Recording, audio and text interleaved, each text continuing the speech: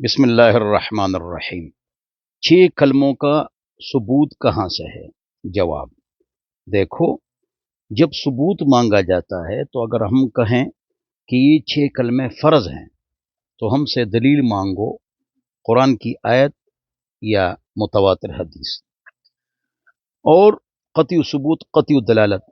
لیکن اگر ہم کہیں یہ سنت ہیں تو ہم سے حدیث مانگو کہ بھئی اس پر حدیث سناؤ، مرفوع، صحیح، ومتصل سند بعدل الضابطین من غیر شذوذ ولا علہ، اس میں 5 شرائط ہو۔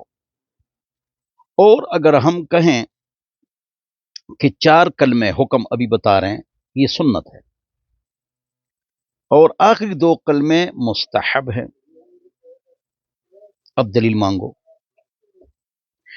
تو 4 کلموں کو آپ بھی مانتے ہیں، ہم بھی مانتے ہیں کہ حدیث میں ہیں، سب مانتے ہیں۔ ایک آدمی نے کہا، مولوی نے، کہ ایک ہی کلمہ ہے جی، کلمہ شہادت، باقی کلمے نہیں ہیں۔ تو لا الہ الا اللہ محمد الرسول اللہ، کلمہ طیبہ، یہ کلمہ نہیں ہے۔ سبحان اللہ والحمد للہ ولا الہ الا اللہ واللہ اکبر، یہ کلمہ نہیں ہے۔ مطلب یہ ہے کہ یہ کلمے بہت اہم ہیں۔ ہم کہتے ہیں کہ 5واں اور 6واں کلمہ جو ہے یہ مستحب اس لیے ہے۔ مستحب کس کو کہتے ہیں یہ بھی سمجھو۔ باب استحباب دعائے بعد صلاۃ المکتوبہ، مستحب،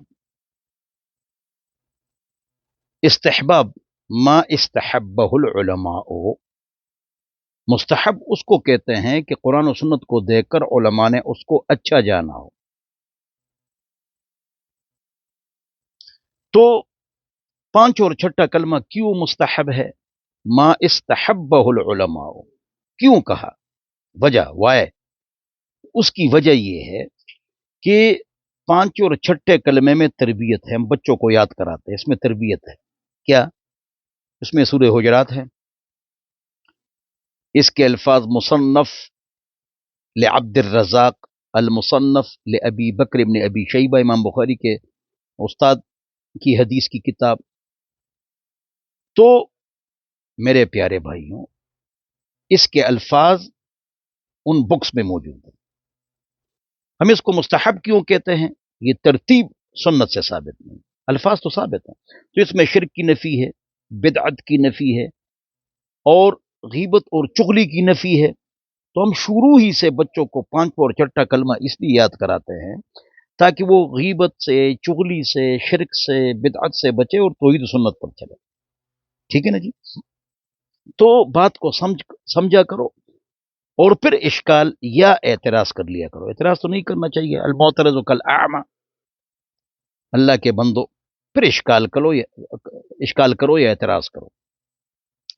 ہم کہتے ہیں ایک آدمی ہے، اس کو 5واں 6واں کلمہ یاد نہیں ہے، بلکہ 90% لوگوں کو 5واں اور 6واں کلمہ یاد نہیں ہے، وہ پکا مسلمان۔ کیوں؟ یہ فرض تو نہیں، اور ہم ان کو سنت بھی نہیں کہتے لیکن مستحب کہتے ہیں۔ کیوں؟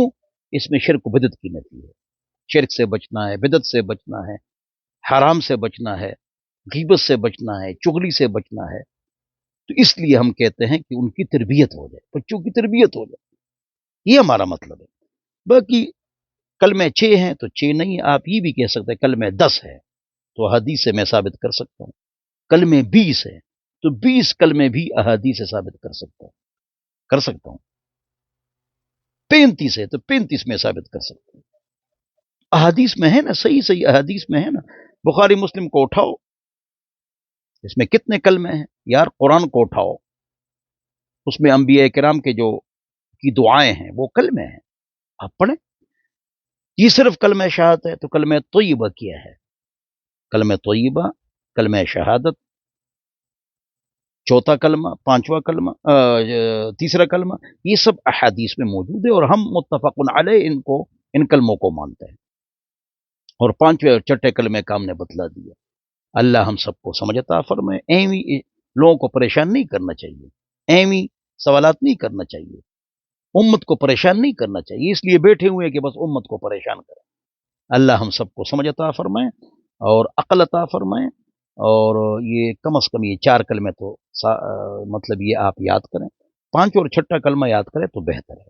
کسی کو یاد نہ ہو تو مطلب یہ ہے کہ کوئی بری بات نہیں ہے اور گناہگار بھی نہیں ہے، اور بعض لوگ 6 کلمے سنتے ہیں نکاح میں، یہ بھی مطلب یہ ہے کہ ضرور نہیں، ایک کلمہ پڑھا لو، ایک کلمہ پڑھا لو۔ کیوں؟ فتاوی شامی جلد نمبر 1 مقدمہ شامی، اس میں اس کی وجہ موجود ہے کہ بعض اوقات ہمارے منہ سے ایسے الفاظ نکل جاتے ہیں کہ ہم خارج ہو جاتے ہیں، نقصان ہو جاتا ہے، تو اس لیے کہتے ہیں کہ کلمہ پڑھاؤ، لیکن وہ بھی کوئی فرض واجب نہیں ہے، بہتر ہے۔ اور اس طرح جانا قبول ہے، ایک بار ہے، اور کلمہ پڑھانا میں نے آپ کو بتا دیا۔ والسلام، ناراض نہ ہوں۔